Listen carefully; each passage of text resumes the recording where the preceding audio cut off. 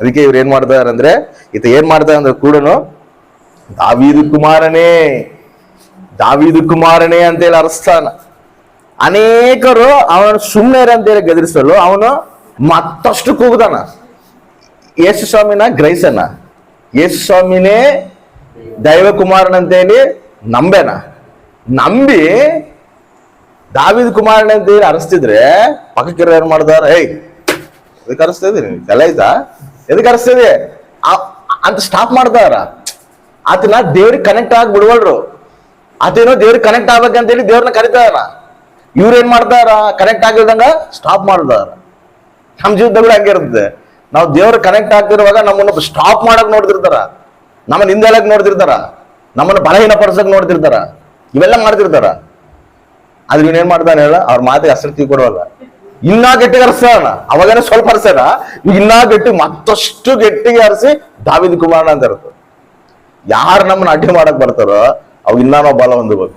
ಆಮೇಲೆ ನಾವು ದೇವ್ರಿಗೆ ಸನ್ನಿಧಾನ ಆಗ್ಬೇಕು, ದೇವ್ರ ಸನ್ನಿಧಿಗೆ ಸನ್ನಿಹಿತರ ಆಗ್ಬೇಕು. ಆ ರೀತಿ ನಾವು ನಡೆಯುವಂತವ್ರಾಗಿರ್ಬೋದು. ಅಡ್ಡಿಪಡಿಸ್ತಿರ್ತಾರ, ನಮ್ಮನ್ನ ಹಿಂದೆ ಕೆಳಿತಿರ್ತಾರ. ಮನುಷ್ಯರೇ ಅಂತಲ್ಲ, ಸಮಸ್ಯೆಗಳು ಕೂಡ ನಮ್ಮನ್ನ ಹಿಂದೆ ಕೆಳಿತಾವ, ಶೋಧನೆಗಳು ಕೂಡ ನಮಗೆ ಹಿಂದೆ ಕೆಳಿತಾವ. ನಾವು ಭಕ್ತಿ ಮಾಡ್ತಿರೋ ಅವು ಬಂದು ನಮ್ಮನ್ನ ಹಿಂದೆ ಕೆಳಿತಾವ. ಅವ್ ಏನ್ ಮಾಡ್ಬೇಕು, ಅವನ್ನ ಜಾಡಿಸ್ಕೊಂಡು ಮತ್ತೆ ನಾವು ದೇವ್ರ ಸನ್ನಿಧಿಗೆ ಬರಬೇಕು. ಶೋಧನೆ ಬಂದವಂತೇಳಿ ಅವು ಎಳಿತಾ ಇದಾವೆ ಅಂತೇಳಿ ಅಲ್ಲೇ ಕುತ್ಕೋಬಾರ್ದು, ಅಲ್ಲೇ ಕೃಂಗಬಾರ್ದು, ಅಲ್ಲೇ ಬಲಹೀನರಾಗಬಾರ್ದು, ಅಲ್ಲೇ ಕುತ್ಕೊಂಡು ಅಯ್ಯೋ ಎದಕ್ ಹಿಂಗ್ ಬಂತು, ಎದಕ್ ನನಗೆ ಹಿಂಗ್ ಪರಿಸ್ಥಿತಿ ಅಂತೇಳಿ ಅಲ್ಲೇ ವೇದನೆಯಲ್ಲಿ ಇರಬಾರ್ದು. ಮತ್ತಷ್ಟು ವೈರಾಗ್ಯವಾಗಿ ನಾವು ದೇವ್ರ ಸನ್ನಿಧಿಗೆ ಬರಬೇಕು, ಮತ್ತಷ್ಟು ವಿಶ್ವಾಸದಿಂದ ದೇವ್ರ ಸನ್ನಿಧಿಗೆ ಬರಬೇಕು.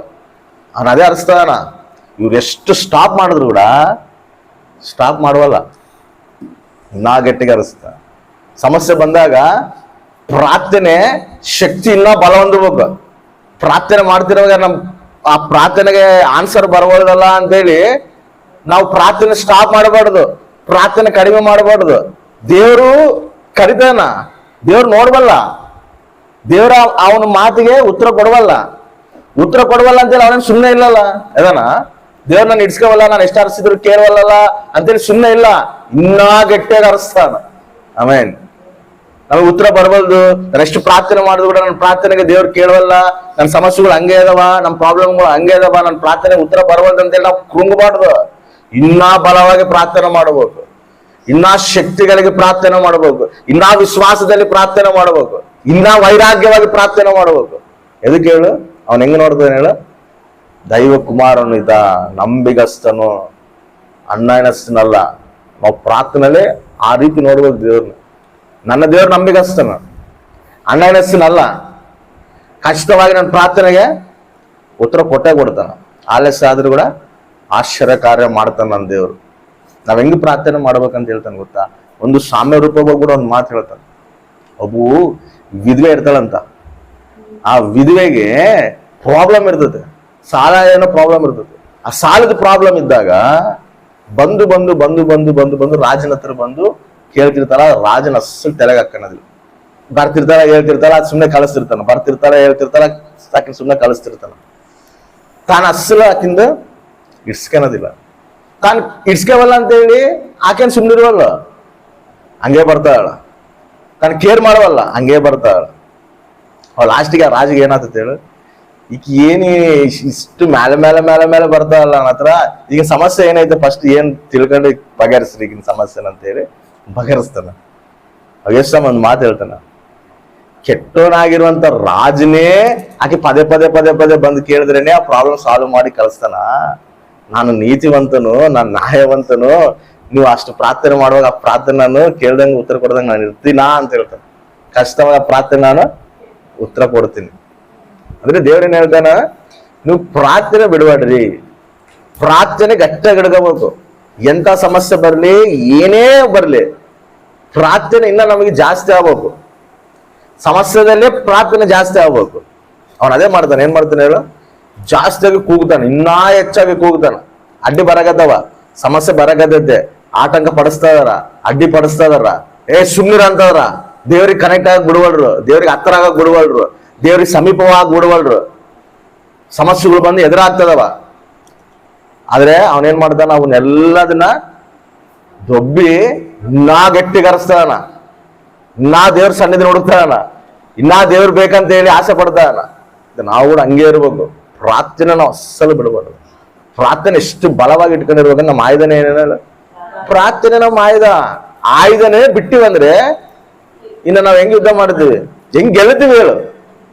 ಗೆಲ್ಲಕ್ಕಾಗತ್ತಾ? ಆಗೋದಿಲ್ಲ. ಪ್ರಾರ್ಥನೆ ಆಯುಧನೇ ನಾವು ಬಿಟ್ಕೊಂಡಿವಿ ಅಂದ್ರೆ ಹೆಂಗ್ ಗೆಲ್ತೀವಿ? ಗೆಲ್ಲಕ ಅಸಾಧ್ಯ ಅದು.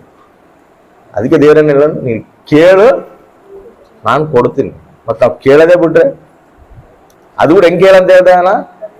ಪದೇ ಪದೇ ಕೇಳಿ. ನೀನು ಎದಕ್ ಪದೇ ಪದೇ ಕೇಳಂತ ಹೇಳ್ತಾನಂದ್ರೆ ಅಲ್ಲಿ ಅವನು ಪರೀಕ್ಷಿಸ್ತಾನ. ನಾನು ನೋಡಿಲ್ದಂಗೆ ಹೋದ್ರೆ ಇವನು ಸುಮ್ಮನೆ ಇರ್ತಾನ, ಇಲ್ಲ ನಾನು ಹಿಂದೆ ಬೀಳ್ತಾನ, ನನ್ನ ಕಲೆ ಬೀಳ್ತಾನ, ನಾನು ತಿರ್ಗವರೆಗೆ ನನ್ನ ಹಿಂದೆ ಬೀಳ್ತಾನ ಇಲ್ಲ ಅಂದ್ರೆ ಅವನು ವಿಶ್ವಾಸನ ಪರೀಕ್ಷಿಸ್ತಾನ. ದೇವರು ನಮ್ಮನ್ನು ಕೂಡ ವಿಶ್ವಾಸನ ಪರೀಕ್ಷಿಸ್ತಾನ.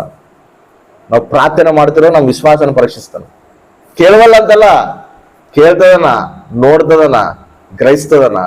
ಆದ್ರೂ ಕೂಡ ಎದಕ್ಕೆ ಆಲಸ್ಯ ಮಾಡ್ತಾನಂದ್ರೆ ನಮ್ಮ ವಿಶ್ವಾಸನ ಪರೀಕ್ಷಿಸ್ತಾನ, ನೋಡ್ತಾನ. ನನ್ನ ಮೇಲೆ ವಿಶ್ವಾಸ ಇಟ್ಟು ನನ್ನ ಸನ್ನಿಧಿನ ಹುಡುಕ್ತಾರ, ಇಲ್ಲ ಲೈಟ್ ತಗೊಂತಾರ, ಏನ್ ಮಾಡ್ತಾರ ಅನ್ನೋದು ಕೂಡ ಪರೀಕ್ಷಿಸ್ತಾನ. ನಾವು ಆ ಪರೀಕ್ಷೆದಲ್ಲಿ ನಿಂತ್ಕೋಬೇಕು. ಆ ಪರೀಕ್ಷೆದಲ್ಲಿ ಇನ್ನೂ ಬಲ ಹೊಂದಬೇಕು, ಇನ್ನೂ ಶಕ್ತಿ ಹೊಂದಬೇಕು. ಏನಂತ ವಿಶ್ವಾಸ ಇಡ್ಬೇಕು ನಾವು? ನನ್ನ ದೇವರು ನಂಬಿಗಸ್ತನು, ಅಣ್ಣನಸ್ತನಲ್ಲ. ನಿನಗೆ ಆ ವಿಶ್ವಾಸ, ದೃಢವಾದ ವಿಶ್ವಾಸ, ನನ್ನ ದೇವ್ರು ನಂಬಿಗಸ್ತನು ಮಾಡೇ ಮಾಡ್ತಾನ. ನನಗೆ ಎಲ್ಲಾ ಸಮಸ್ಯೆ ನನ್ನ ಮೇಲಿಗಾಗಿ ಮಾಡೇ ಮಾಡ್ತಾನ. ನನಗೊಂದು ಸಮಯ ಬಂದೇ ಬರ್ತದೆ, ನನ್ನ ಎಲ್ಲರ ಮುಂದೆ ದೇವರು ತಲೆಗೆ ನಿಂದಿರ್ಸ್ತಾನ. ಆತ ನಂಬಿಗಸ್ತನ, ಅಣ್ಣನಸ್ತ ದೇವರಲ್ಲ ಅಂತೇಳಿ ನಾವು ಸ್ಥಿರವಾದ ವಿಶ್ವಾಸ ನಮ್ಮಲ್ಲಿದ್ರೆ ಖಚಿತವಾಗಿ ನಾವೇನ್ ಮಾಡ್ತೀವಿ ಹೇಳು? ಪ್ರಾರ್ಥನೆ ಬಿಡೋದಿಲ್ಲ. ನಾವು ಪ್ರಾರ್ಥನೆ ಬಿಟ್ಟಿವಂದ್ರೆ ಅಲ್ಲಿ ಅರ್ಥ ಏನು? ನಮ್ಮಲ್ಲಿ ವಿಶ್ವಾಸ ಕಡಿಮೆ ಆಗತ್ತೆ. ಏನ್ ವಿಶ್ವಾಸ ಕಡಿಮೆ ಆಗತ್ತೆ? ಮಾಡ್ತಾನೋ ಇಲ್ಲ ದೇವ್ರು, ನೋಡ್ತದನ ಇಲ್ಲ ದೇವ್ರು. ನೋಡ್ತಿದ್ರೆಗಿನ ಈ ಪರಿಸ್ಥಿತಿ ಎದಕ್ಕ ನನಗೆ, ಈ ಸಮಸ್ಯೆ ಎದಕ್ಕ ನನಗೆ, ಇನ್ನ ಎದಕ್ಕೆ ಈ ಸಮಸ್ಯೆ ಬಗೆಹರಬಲ್ದು, ಇನ್ನ ಎದಕ್ಕೆ ಈ ಸಮಸ್ಯೆ ತೀರ್ಬಲ್ದು. ಎಷ್ಟು ಪ್ರಾರ್ಥನೆ ಮಾಡ್ತಿದ್ರು ಕೂಡ ಇವ್ ಹಂಗೆ ಅದಾವಲ್ಲ. ಅವಾಗ ಏನಾಗ್ತದೆ? ಪ್ರಾರ್ಥನೆನ ಲೈಟ್ ಆಗಿ ತಗೊಳೋದು. ವೈರಾಗ್ಯ ಇರುವಂತ ಪ್ರಾರ್ಥನೆ ಸಾಮಾನ್ಯವಾಗಿ ಏನೋ ಪ್ರಾರ್ಥನೆ ಮಾಡ್ಬೇಕಲ್ಲ, ಮಾಡೋಣ. ವಿಶ್ವಾಸ ಅನ್ನೋದು ಶಕ್ತಿ ಹೊಂದಬೇಕು. ವಿಶ್ವಾಸದಾಗ ಸ್ಥಿರಪಟ್ಟಾಗ ಅವಾಗ ದೇವರು ಬಳೆ ನಮ್ಮಕమైన ಮಂಚಿ ದಾಸುಡ, ನಾನು ನಿನ್ನ ವಿಶ್ವಾಸನ ಮೆಚ್ಚಿನೆ. ಎಷ್ಟು ಕೇಳಿಯೋ ಅದಕ್ಕಿಂತ ಜಾಸ್ತಿ ನಾನು ಕೊಡ್ತೀನಿ. ನೀನ್ ಏನು ಊಹೆ ಮಾಡಿಯೋ, ನಿನ್ನ ಊಹೆಗೆ ಅಂದಿದ್ದು ಕೂಡ ನಿನ್ನ ಕಣ್ಣು ಮುಂದೆ ತಂದಿರ್ತಾನ. ಅವಾಗ ನಿನ್ಗೆ ಏನಾಗ್ತದೆ ಗೊತ್ತಾ? ಅವಾಗ ನಿನ್ ಕಣ್ಣಾಗ ಇವವರೆಗೆ ನೀನ್ ಹತ್ತಿರೋ ಕಣ್ಣೀರು ಬೇರೆ, ಅವಾಗ ಬರೋ ಕಣ್ಣೀರು ಬೇರೆ. ದೇವಾ, ನೀನ್ ಎಷ್ಟು ನಂಬಿಕಸ್ತನಂತೆ ನಾವು ಹತ್ತಿರ್ತೀವಿ. ಆ ನಂಬಿಕೆನ ನಾವು ಡೈರೆಕ್ಟ್ ಆಗಿ ನಾವು ಕಂಡಾಗ ಆ ಆನಂದ ಬಾಷ್ಪಗಳು ಬರ್ತಾವ ನೋಡು. ಅದನ್ನ ಅದು ವರ್ಣಿಸಕ್ಕೆ ಆಗೋದಿಲ್ಲ. ಒಂದು ಸಮಸ್ತ ಏನೋ ಒಂದು ಬಲ, ಎಷ್ಟೋ ದೊಡ್ಡ ಶಕ್ತಿ ನಮ್ಮನ್ನ ಆವರಿಸಿದೆ. ಆತ ನಮ್ ಪ್ರೊಟೆಕ್ಟ್ ಆಗ್ಯದ ಅನ್ನೋದು ಒಂದು ಧೈರ್ಯ ಬರ್ತದೆ ನಮಗೆ. ಪ್ರಪಂಚನೇ ಗೆದ್ದಿನೇನೋ ನಾನು ಅನಿಸ್ತದೆ. ಆಮೇನ್. ಪ್ರಪಂಚ ನಮಗ್ ಸಣ್ಣದ ಅನಿಸ್ತದೆ, ಯಾಕಂದ್ರೆ ನನ್ನ ದೇವ್ರು ದೊಡ್ಡವನು. ಆಮೇನ್, ಹಾಲೆಲೂಯ. ಆಕಾಶವು ನನ್ನ ಸಿಂಹಾಸನ, ಭೂಮಿ ನನ್ನ ಪಾದಪೀಠ ಅಂತ ಹೇಳ. ಆ ವಿಶ್ವಾಸದಲ್ಲಿ ನಾವು ನಡಿಬೇಕು. ಅದೇ ದೇವರು ಇಷ್ಟಪಡೋದು. ಅದು ಬರ್ಬೇಕಂತಾನೆ ದೇವ್ರು ಏನ್ ಮಾಡ್ತಾನೆ ಗೊತ್ತಾ? ಆಲಸ್ಯ ಮಾಡ್ತಾನೆ, ಪರೀಕ್ಷಿಸ್ತಾನೆ. ನಮಗೆ ಅದು ಬರ್ಬೇಕಂತಾನೆ ಆತ ಆಸೆ. ಅದು ಆಲಸ್ಯ ಮಾಡೋದಕ್ಕ ನಮ್ಮನ್ನೇನೋ ಬಾಧಪಡಿಸ್ಬೇಕು, ನಮ್ಮನ್ನ ದುಃಖ ಪಡಿಸ್ಬೇಕು ಅನ್ನೋ ಉದ್ದೇಶ ಅಲ್ಲ. ಅದು ಎಷ್ಟು ಶಕ್ತಿವಂತನೋ ನಮ್ಗೆ ಅರ್ಥ ಆಗ್ಬೇಕಂತೇಳಿ ವಿಶ್ವಾಸದಲ್ಲಿ ದೇವ್ರು ನಮ್ಮನ್ನು ನಡೆಸ್ತಾನೆ.